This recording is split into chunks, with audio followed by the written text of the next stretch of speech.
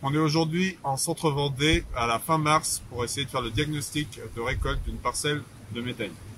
On a face à nous une parcelle où on va retrouver du seigle, du trèfle incarnat, du trèfle scorosum et du trèfle de Mickey.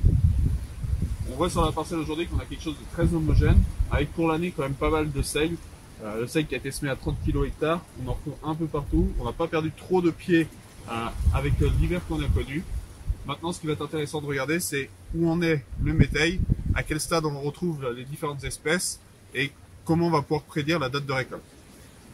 Si on regarde au près, ce qu'on va chercher, c'est les espèces les plus avancées. Normalement, dans ce mélange-là, on devrait trouver du trèfle incarnat qui est plutôt avancé, mais c'est pas forcément le cas, parce qu'il a mis du temps à sortir cet hiver.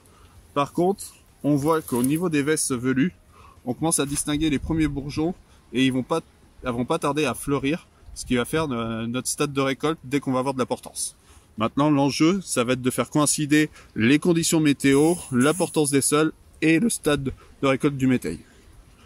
Autre point important, ça va être de regarder aussi le volume de fourrage qu'on a sur la parcelle.